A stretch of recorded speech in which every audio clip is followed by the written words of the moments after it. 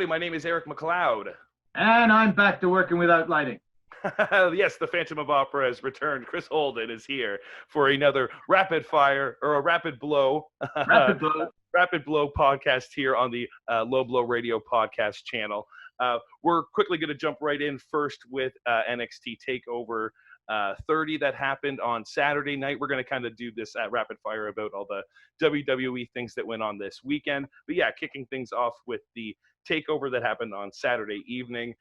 Opening match, Finn Balor defeated Timothy Thatcher, which was a different kind of hard-hitting match from Finn Balor, but interesting. Always good to have him on a takeover card too. For sure. I think he's got to be a staple as long as he's in NXT. It's veteran status and what we know of him. And it was a really good match. So two guys I like watching, and I thought it was a good bout, good solid match, good storytelling with the injury on Finn, but he overcame it and gets the win. Yeah, totally. I think, Thatcher looks strong, and a different style of match from Balor isn't a bad thing at all. So next match, we were jumped right into the ladder match for the NXT North American title with Johnny Gargano taking on Bronson Reed and Damian Priest, Velveteen Dream, as well as Cameron Grimes. The winner here was Damian Priest, finally pulling off the big win. This match full of tons of great ladder spots. Actually, one of the more fun matches on the card, I think, for me. Probably one of my favorites. Excited that Damian got the win here as well. I think that helps him immensely as well. In NXT, he sort of needed a bit of a shift since turning face. Agreed. And I'll echo what I've heard a lot of people say and a lot of sentiment on it. There were over and over again, I thought the finish of the match was there for each one of the guys. I thought could have won it in a different spot. And I think, like we talked about when we were briefly talking about the show the other day, I wouldn't have been disappointed with anyone winning. True. And I can see where they're going with this, and I'm excited by it. And no complaints. Wouldn't have complained about it, whoever had come away. But I think it was a good pick with Damian Priest. I think he's going to be an interesting champion. It was a great match. Really well done. No, absolutely. Definitely recommend. And like you said, I think you nailed it with that sentiment there about how you just never knew who was going to win. Everyone had a very close spot with the title, and really made for a very fun, unique, different style ladder match. Next up, we had Adam Cole defeating Pat McAfee in what was actually a surprisingly good matchup with a non-pro wrestler in a pro wrestling match. What did you make of this? McAfee was much better than he should have been, and I think a lot of people were anticipating him being. What did you think? This was my question for you on this, because as you said, they can only get you so invested. You were more concerned about how he's going to deliver in the ring. So what did you? No, I think he coming away with it at the end of it. I would certainly have to eat some of my words on that for sure. I think he I think it was a fair assessment. Yeah, no, I think for sure it was. I had to sort of that was definitely my take on it. I think it was definitely a legitimate sort of take with what we've been used to seeing. I think he was able. Put in the best sort of position here. I mean, I thought it was weird that they were going heel at first, but I think it worked in the match. It gave him a ton of stuff to play with and do in the match, and to not just have to work a babyface match. A heel is a little bit easier and gives you more, cards in your deck to sort of throw out there, and I think that definitely helped him. But he also had a lot of really good in-ring stuff. So I think on both ends, I think he shocked me with how well the performance was and how entertaining the match was as well. His standing leap up onto the top ropes to deliver the superplex, which is a move that a lot of wrestlers aren't comfortable doing, a superplex from the top rope. It's preferred from the second. It's a lot safer. Yeah. I thought that was very impressive. And you might have to just edit this back in. I forgot during the ladder match. Bronson Reed's outfit was like an homage to Bam Bam Bigelow. I loved it. Oh, yes. I definitely would like to comment on that. That was my favorite outfit of the night. We don't necessarily always comment on those things, but huge Bam Bam fan. So great to see the flames on him there. But no, a surprising show from Pat McAfee, but Adam Cole looking fantastic and really strong. Next up, we had Dakota Kai being defeated by Io Shirai as she retained her NXT Women's title. This match was pretty good. Dakota looked really strong. Io as well. A lot of great back and forth. Of course, the sort of interference you expected from Rochelle Gonzalez, but that seemed like it was more setting up eventually stuff with Rhea Ripley, who's also entering back into the title scene here. So I think not a bad match for the women's division. Yeah, it's. I mean, we're used to seeing high caliber one-on-one matches for the women's title in NXT, and this was. I don't know if it lives up to maybe Sasha Banks and Bailey from a few years ago, but or some of Asuka's performances. But it's certainly on the list in your top 10. I mean, it was a good match. I have no complaints. Yeah, no, absolutely, absolutely. I think a great showing for Io, showing that there's more other girls up and coming, whether it's going to be taking on Ripley again or eventually whoever else is next in line. So, but yes, obviously the big talking point that everyone all over the Twitter wrestling world as well as elsewhere was talking about here was the main event where Karrion Kross became the new NXT heavyweight champion when he defeated Keith Lee. This match, wow! I mean, what a great back and forth between these two. Keith looking strong, but like just not able to really deal with the different style of Karrion Kross. His MMA background was definitely well utilized here. A mix of that with the pro wrestling was, a nice blend. And I think that character is just, I mean, geez, 7 matches and you're already champion. That's saying something for sure. Yeah. I like the match too. If I have any complaint about it, it was just it's so early in Keith Lee's title run. He just won it, just relinquished the North American title, and then loses this belt at the first hurdle, basically. So on the one hand, Keith Lee's no rookie, so he may obviously he's new to WWE eyes, but he's not a young guy. So to have him in that spot and utilize his work, because he is an excellent worker and puts on a great match with anybody. So to utilize him in that role where he's just putting Karrion over so big, I think that works. And then we kind of got an answer later on tonight as the weekend progressed, with the being told during SummerSlam that Keith Lee will be at Raw on Monday. That provides an extra bit of answer as to why we moved the belt off of him. For sure. They just sort of wanted the grace of the belt being on him, the prestige of that, and then as well as a very unique guy getting that huge win, and then that win now carrying over to Karrion Kross. So I think, it does hurt Keith Lee's run for sure, but I think if they're using that specifically to help Karrion get over and then now bring Keith to Raw, I'll let this play out and give it the benefit of the doubt. And not a bad NXT Takeover 30. Well, sure, but now we've got the bigger issue with Kross's shoulder. If he's going to actually be out because of this, if this ends up with a vacated world champion or NXT championship now because of the injury, do we have a tournament for that belt again? Reminiscent of the last time it was held up because of an injured champ. It seems like it's a real shame now. I mean, in the hindsight of everything, would you have made the switch if you knew he was going to get hurt or not? Obviously, you can't go back in time now, but interested to see how it's going to play out. If you can play, the MRI is supposed to happen soon, so we'll know soon. Yeah, no, I think you can always. There's again with a champion or anybody, you can still utilize people even if they're injured. And again, a champion doesn't have to fight all the time. Karrion doesn't fight all the time anyway. So again, hopefully the injury is hopefully not long enough that he would have to relinquish and have to come back again. But yes, it's one of those hindsight's 2020, and they were on a good booking path. I will give them the benefit or that. Commend them there that they did something, follow through with it, right? They obviously when they started building this character, this was the direction they wanted to go.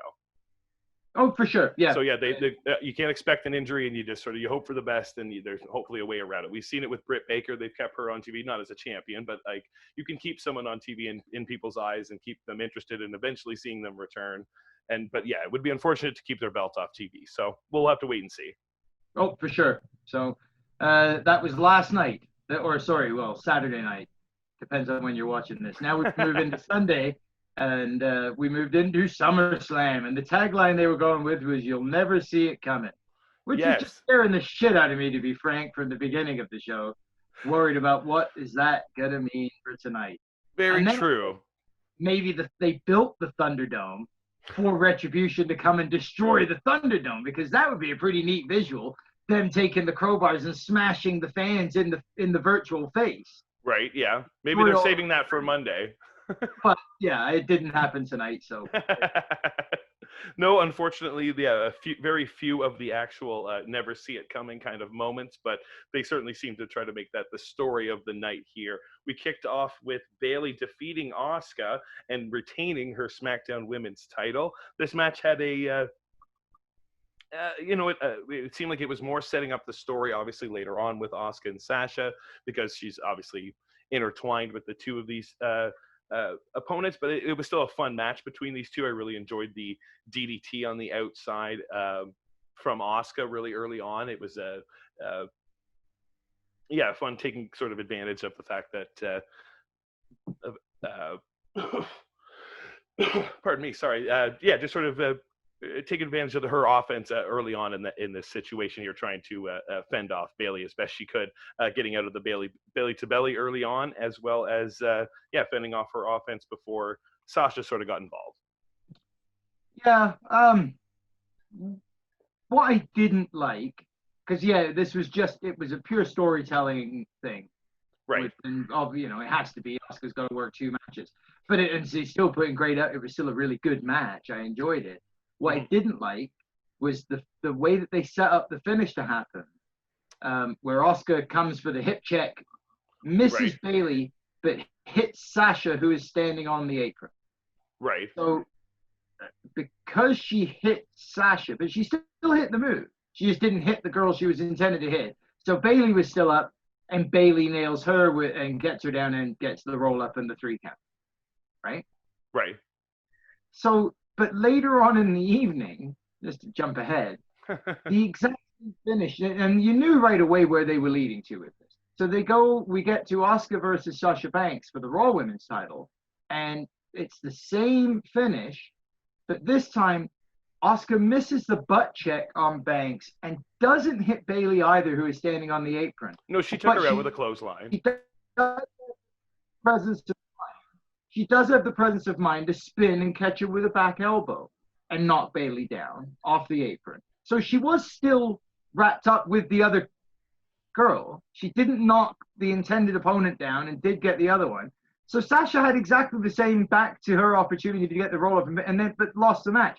But they were playing on it like Bayley was the one that had screwed up and not done the right thing. But that wasn't right at all. She had done exactly what Sasha did, took a hit the same way Sasha did. So I really didn't understand. It was just badly told. It was a badly executed story. I think it definitely certainly probably could have been done a little better. I wasn't as hurt by it as you. I think when you know exactly where these things are going, it's hard to sort of fixate on something like that. For me, I'm hoping for the Bayley Sasha feud. I thought it should have been happening months ago, and maybe now we're just getting it. And again, maybe that's why something like this feels so weird, because they're not, focusing in on an actual sort of plan here. So it is what it is. But yeah, we're definitely getting. I think they'll drop the tag titles next week at Payback, I'm sure, and that will begin the actual break Bayley SmackDown title from her. Maybe it's Survivor Series, maybe a bit further down the line. I've no doubt that's where we're headed. It was just there was no wrong committed tonight. It would be like the start of the story being the ref fast count when the ref didn't fast count, right? It's a broken. They could have made it so much more obvious where Bayley wasn't even on the apron and didn't get involved and didn't take the shot, but she took exactly the same shot Sasha took. So why is Sasha upset with her? And no, dude, the commentary. I fully agree. She has every right to be upset. She didn't do it properly. No, absolutely. I fully agree. Definitely don't have the answer for you. It's WWE. I think be happy they went with the fucking story. That's all I can really say. Be happy they actually went with the finish. Totally agree, though. Could have been way better told, but I think be happy they're finally at least doing something like this, that it semi made sense, not perfectly for sure, but I mean it's again a minor thing to fixate on. I totally agree though. I think it's a legitimate argument for sure. But hey, let's rapid fire through on this show here. We had Kevin Owens coming out next. Unless you have any more to say about that, sorry. I don't mean to jump ahead. Do you have any more to say about that? I'm good on that one. Okay. Kevin Owens coming out next, joining the commentary crew. Kind of odd. I don't really understand his sort of inclusion in this matchup here, but he's been sort of lost on Raw right now anyway. But yes, the next matchup was the Street Profits defeating Andrade and Angel Garza and retaining their Raw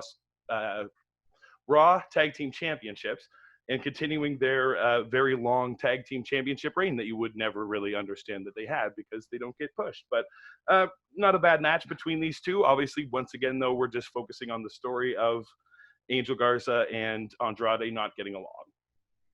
And Vega ruining things for no reason. Just kill this stable. Kill this group off, for God's sakes. Do something else with these guys. To, like, have them against each other. Whatever you're going to do with it, just do it. Because it's boring. It's really boring watching these guys with Vega in the same routine every single week. And it's not flipping up. And even when they flipped it up, that was the whole point of Garza coming in, wasn't it? They were going to switch it up and get this group changed and momentum, and then they brought Austin Theory in to do that, and that didn't help. Like, there's so many things that have failed miserably with this teaming. I can't take them credibly, and I don't take them seriously, and I don't care. And worst of all was that, like, the commentary, Saxton and Phillips are fucking awful, man. They are just life-sucking out of the event. If I felt like they were engaged at all or gave a shit at all, maybe that would pull me in. And it takes something to have Michael Cole and Corey Graves pop back on the screen and be like, oh, thank God. Can you imagine being happy to see Michael Cole coming up? Hey, he knows how to do his job. It's not always the best, but no, I think So, no, I thought the match itself. I like the Street Profits, and I thought that they're a very entertaining team, and I agree with you. It's a shame they're not getting a better push. Yeah. So. Yeah, and I want to find out who's actually booking these matches tonight, because can we just let one person do a frog splash? We got 3 big frog splashes tonight, and it just felt a little overwhelming. But anyway, that comes with the matches later on. The next match, we had Mandy Rose defeating Sonya Deville in what everyone had expected her to win this loser goes home match. We wish Sonya all the best with everything that's going on with her. I mean, wasn't this hair versus hair? It was originally, but I think when did it change to Loser Leaves Town? After the abduction attempt? On Smackdown, they made the change. She tried to. I haven't read into the background of this. I know there was a real life abduction attempt. I know what's going on there. But did Sonya Deville actually decide, that's it, I'm done with this career over this? I think I mean, I'm not one to speak. That I was never in a situation like this, but I can only imagine with the investigation, if it's been traumatizing at all, that obviously I would want time away too. So if it's just time away, if it's whatever, or if it's I'm done and I want to come back whenever, I think it's totally up to her with what she wants to do. I haven't heard one thing otherwise, but with them saying that, I think it says it without them saying it, right? That's how I take it. That's the way I thought it must have gone down, but I was just like, oh, that's so horrible. That's so sad. Certainly, it was her choice, right? They're not forcing her to do anything she doesn't want to do. Yeah, no, I don't, trust me. I don't. Yeah, if that's what she wants to do, that's up to her. I felt like I hadn't heard this until tonight during the match. So I wanted to see Sonya with a crew cut starting on Friday, and that was what I was expecting. And all of a sudden, it's Loser Leaves Town, and I'm assuming it's over this whole scenario, and just that's somewhat heartbreaking. It is. No, it's very sad to hear, and you wish her all the best, but these two put on what was a great sort of end to their feud. They had a great sort of flurry early on. Sonya trying to use her MMA, not quite working out. They brought a table out to sort of tease everybody that this was really going to get intense. They didn't end up using it, but yeah, she really laid in with the knees in the finish there to put Sonya away. Dramatic on her exit, but yes, we wish her all the best and maybe a return down the road. But yeah, I haven't heard the full story, but again, you can sort of, from the situation here, you can only sort of assume that someone would maybe need a little bit of time to recover, which is absolutely understandable. So moving on, they got about 3 times longer than they've ever had before, I think, in front of cameras, which was good. I like seeing different girls getting actual match time, so I enjoyed that much. And I love 10-minute match isn't bad at all. Warrior Angel costume as well. That was the white onesie with the golden accents. That was stunning. So yeah.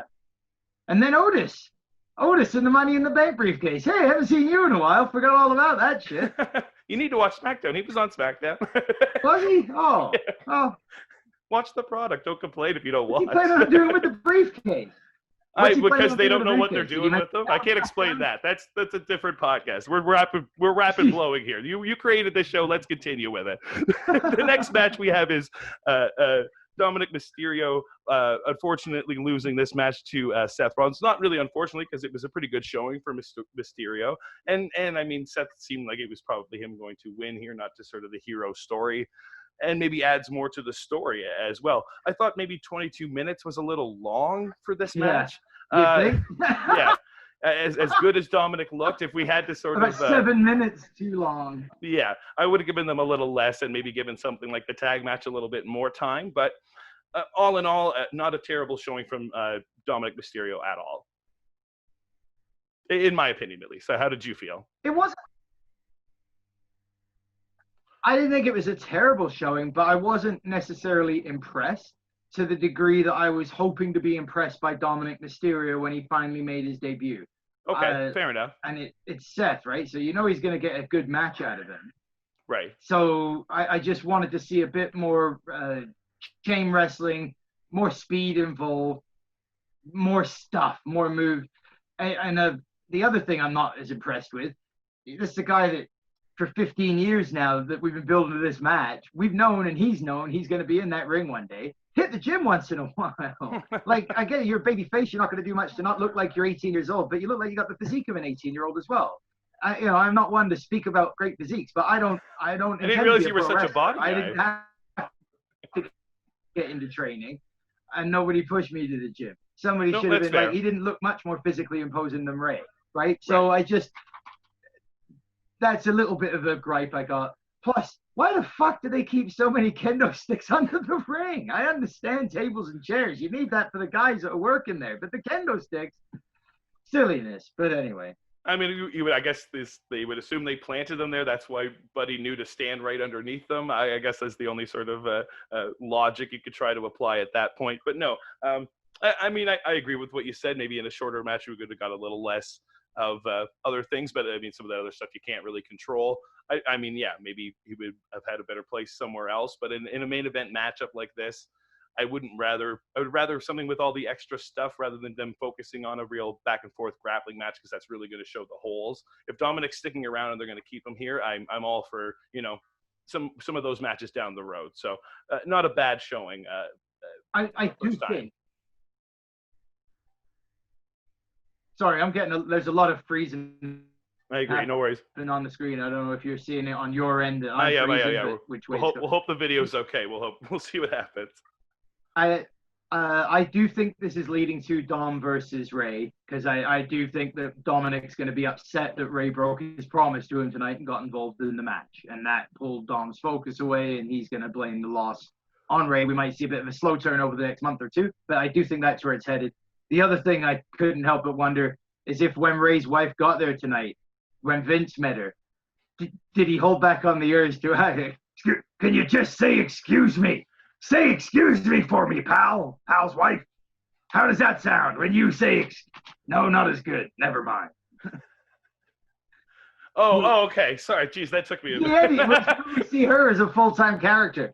Yeah. Like Vicky, so anyway. Right. Yeah, no. That just took me a minute, but yeah, who knows what kind of interactions he had with Vince. Yeah, I really liked I didn't really like, but I thought it was kind of cool that Seth did the sort of homage to Ray's gear to sort of tease at them a little bit as well. I thought that was a neat sort of thing in this match to also comment on. But yes, we'll move on to our next matchup, which we already talked a little bit about, which was Asuka defeating Sasha Banks to win back her Raw Women's Championship in not a bad back and forth matchup between these two.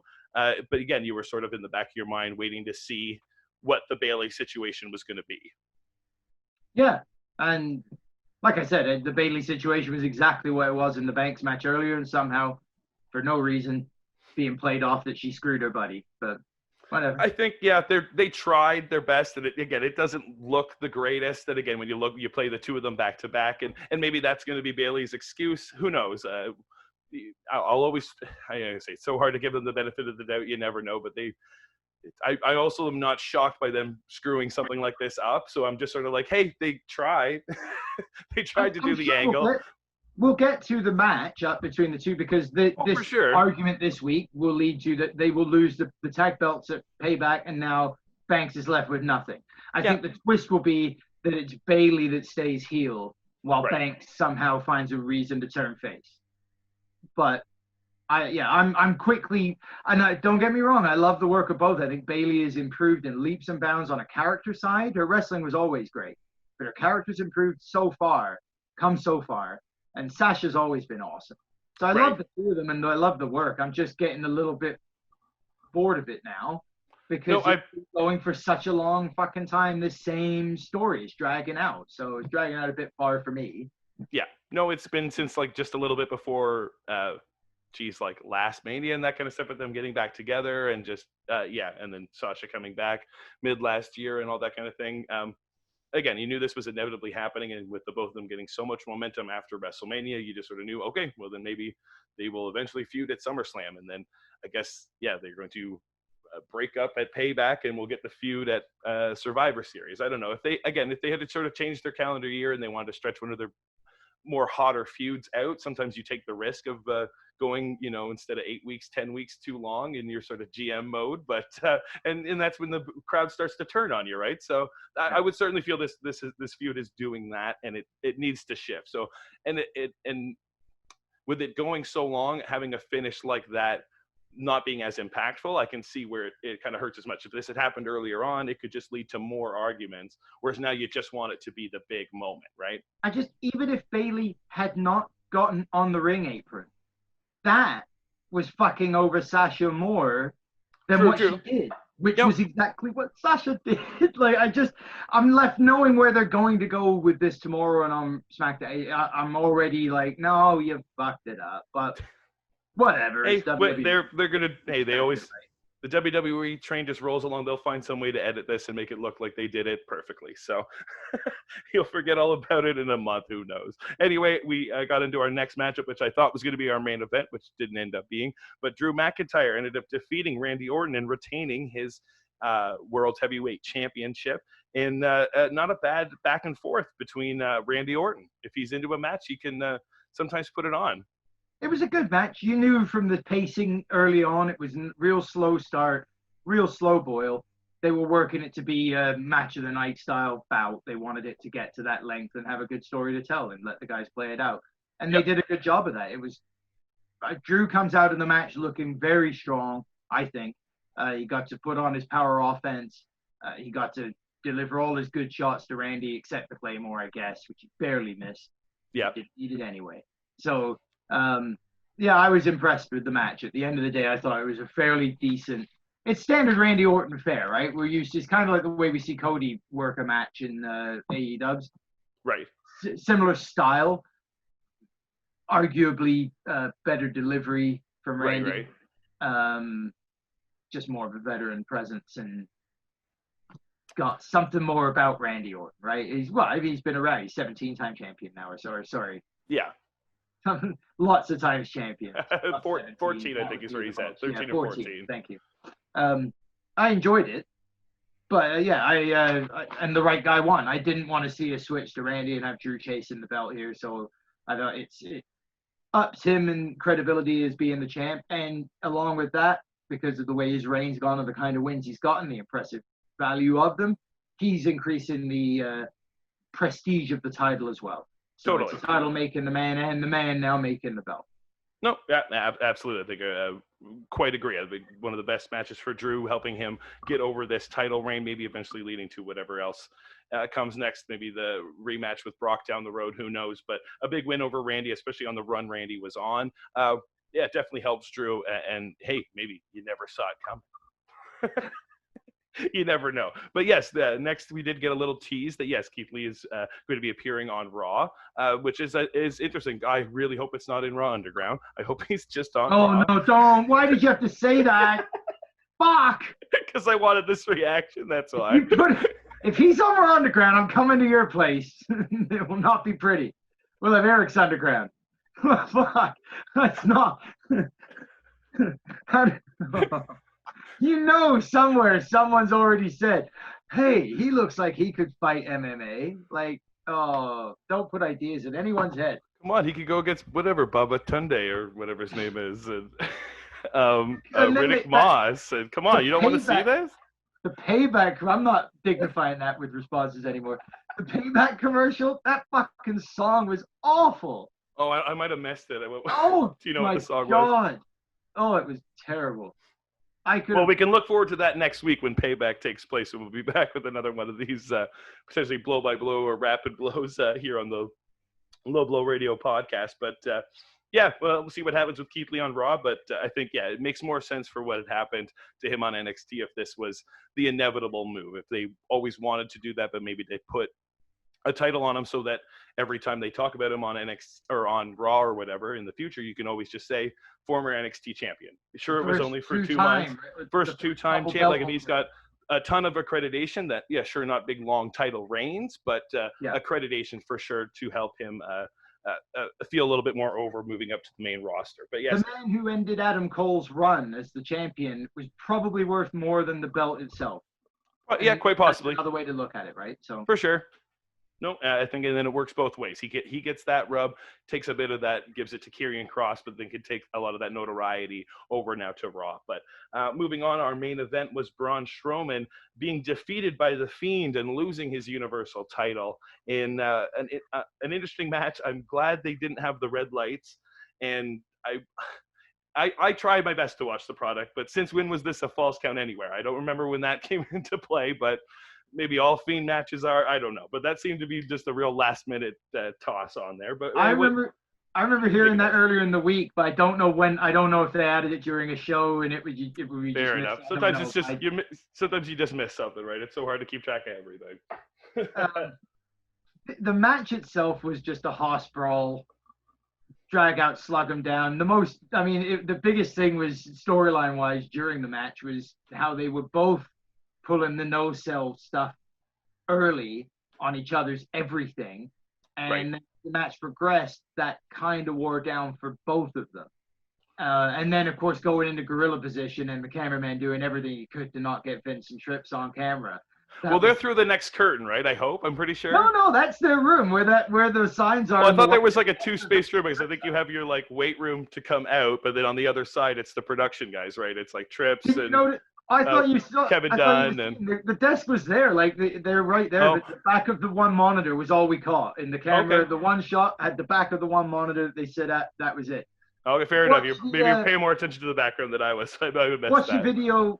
Watch the videos when Brock throws the belt at Vince. It's in that room. Right, I know the gorilla room, but I'm pretty sure they have 2 rooms that look exactly the same, and they have one that's full of the tables and all the monitors that you start in, and then when you are waiting to go through curtain, I think is an emptier space. I could be wrong, but that is what I have in my mind. But I've never been, no idea. But no, I enjoyed the sort of hossness of this match, a lot more back and forth than the sort of Firefly Bray versus Strowman match that we had a while back. So more of the Fiend style, especially coming out early. That huge Iranagi that he hit right off the start was fantastic. Shows how really strong Braun Strowman, the athlete himself, is. But just the sort of hoss battle you kind of expected from these two. I was maybe thinking more, now that Braun's healed, more monster stuff, him tearing stuff apart. He did cut the ring open eventually and that kind of thing, but that was ugly. Yeah, definitely done better, but we saw more aggressive, more vicious, more violent Braun than I remember in a while. This was, to me, this is trying to far remove the character from the guy that tagged up with 10-year-old Nicholas, the comedy and smiling with Alexa Bliss and stuff. I think we're back well away from that with a developed character versus the Swamp Monster Braun, but he's much more like that original Wyatt family. I'm just here to kick ass and chew bubblegum, and I'm out of bubblegum Braun. So, and I like that idea for a monster form. Yeah, that's fine. And I don't even, I mean, again, it meant that at the end of the day, the bottom line, this was a really dumb match. It was stupid. The no selling of everything is dumb. Did I enjoy it? Yeah, for what it was. Sure, it's 2 big guys smashing each other. Some moves were cool. It was fine. But it's it wasn't a wrestling match. It was garbage from wrestling's perspective, right? Oh yeah, for sure. But Bunch we're of here. selling two guys go and do moves and bash each other around, and then tear up the mat, and you'll take a move on the exposed wood. There was more foam exposed than there was wood. So if they talk about exposed, Cornette won't like that. No, I didn't think these two were ever going to have like a great like match kind of thing. You're always just going to get a more of a Haas match. Yeah. You can get great matches from Bray, but it's all going to be about the opponent. This was always going to be more story-driven great matches. So there's been parts of the story between these two that I've enjoyed more so than the actual matches themselves. And that's not really what I expect, especially from Braun. He does the monster gimmick well and that kind of stuff, but he doesn't, I'm not expecting Daniel Bryan match quality out of the guy. No, exactly. But quite frankly, you didn't see it coming, was destroyed as soon as The Fiend won the belt, because I wrote down, great, so we've practically done a reset back to pre-COVID days, right, when The Fiend had the belt, being set up for a match against Roman at WrestleMania, and then COVID happened and everything had to change. We're right back there now, and then here comes Roman. I'm like, oh, thanks, Melly. I thought we'd have to wait a couple weeks for this. No, we don't. Within 2 minutes, I'm right. Roman's back. He's going back for his belt. He's also still got a problem with Strowman. We got a much more interesting Braun Strowman for him to go against, a somewhat more interesting Fiend for him to go against, and it's fresh to have the Roman against the Fiend thing. I think we got to see one confrontation before we didn't get to see Roman anymore because of COVID. I believe it was something like that, right?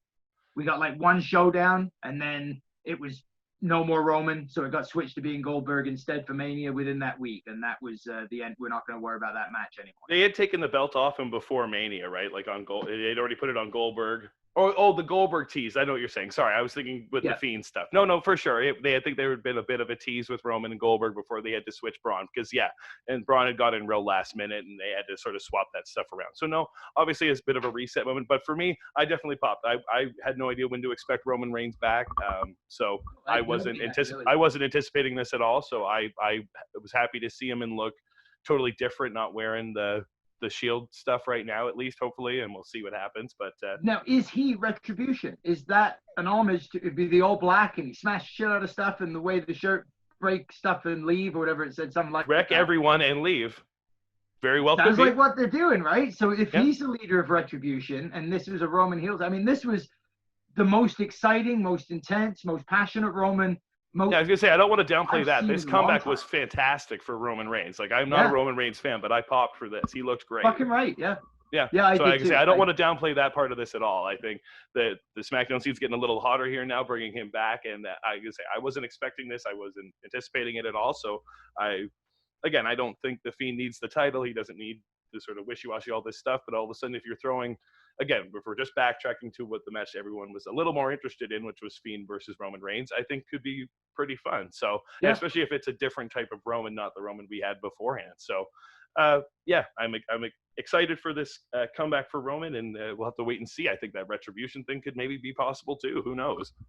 I'm definitely interested in catching probably not Raw, but I'll catch SmackDown this week. No, for sure. I gotta say, I don't often catch it live, but on a Monday night. No, SmackDown is far more tolerable. I would highly recommend that. But yeah, hey, we tried another rapid blow here. I'm not sure how long we went. I think pretty close to about our blow by blow. But hey, we're under half an hour right now. I think it was 11:35, so we're tracking in at like 29. Thanks for watching, everybody. Thanks for joining me. Sure. Well, we'll find it at the end of this, Chris. Let everyone know where they can hear us. You can listen to us live on 88.7 The River in Ontario, Canada, on your radio dial. Or if you can't listen to us on the radio because you're not in Ontario, Canada, you can catch it online, 887theriver.ca under the archive section. Or check out the audio version of this very video on Sounder, kicks into Spotify, and various other places that host podcasts. Perfect. Yes, and here on YouTube, thank you for watching. Like, share, subscribe, ring the bell, get into the comments, and we will be back with a blow-by-blow of AEW Dynamite on a special night, not Wednesday, Thursday. So it'll be up hopefully by Friday, and we will see you all then. And enjoy the week, and we'll talk to you later. Thanks for watching, everyone. Take it easy.